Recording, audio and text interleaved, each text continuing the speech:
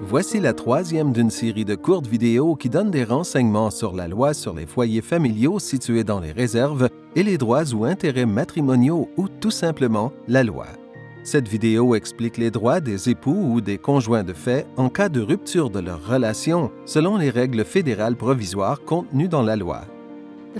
La loi sur les foyers familiaux situés dans les réserves et les droits ou intérêts matrimoniaux comprend deux parties principales. Un mécanisme législatif qui donne aux Premières Nations le pouvoir de rédiger et d'adopter leurs propres lois sur les biens immobiliers matrimoniaux ou loi sur les BIM, une série de règles fédérales provisoires qui s'appliquent aux époux et aux conjoints de fait vivant dans les réserves des Premières Nations qui n'ont pas encore adopté leur propre loi sur les BIM.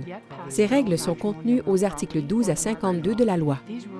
Les droits prévus par la loi s'appliquent aux couples mariés et aux conjoints de fait qui vivent dans des réserves, à condition qu'au moins l'un des époux ou des conjoints soit membre de la Première Nation ou ait le statut d'Indien.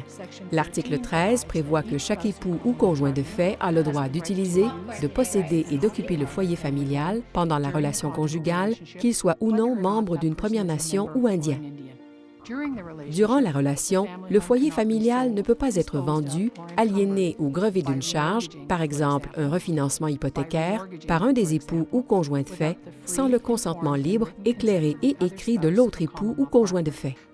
Cette règle s'applique dans tous les cas, que l'autre époux ou conjoint de fait soit ou non membre d'une Première Nation ou Indien. En cas de rupture d'une relation, si les époux ou les conjoints de fait n'arrivent pas à régler les questions liées au BIM entre eux, les règles fédérales provisoires leur permettent d'accéder aux droits et aux recours qu'elles prévoient en présentant une demande à la Cour supérieure de leur province de résidence.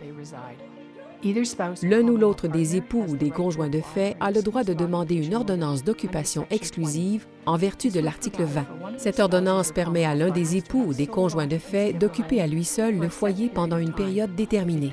Il peut s'agir de quelques jours ou d'une période plus longue, par exemple jusqu'à ce que les enfants atteignent l'âge de la majorité. L'ordonnance ne se traduit pas par un changement de propriétaire. Le chef et le conseil de la Première Nation doivent recevoir une copie de la demande déposée à la Cour et avoir l'occasion de s'adresser aux tribunaux au sujet du contexte culturel, social et juridique qui se rapporte à la demande et d'indiquer s'ils croient que l'ordonnance devrait être rendue ou non. Les opinions du chef et du conseil seront prises en considération, mais peuvent ne pas avoir d'effet déterminant sur la décision qui sera rendue par la Cour. La loi contient des dispositions sur la violence familiale.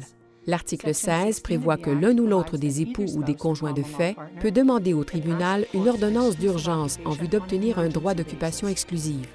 C'est ce qu'on appelle une ordonnance de protection d'urgence ou OPU.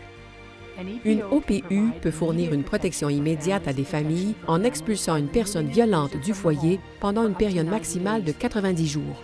Cependant, la loi prévoit que le lieutenant-gouverneur en conseil de la province doit désigner des juges aux fins de la délivrance des ordonnances de protection d'urgence en vertu de ces dispositions. De nombreuses provinces n'ont pas encore désigné de juge à cette fin. S'il n'y a pas de juge désigné dans votre province, il se peut qu'il y soit impossible d'obtenir des ordonnances de protection d'urgence en vertu de l'article 16.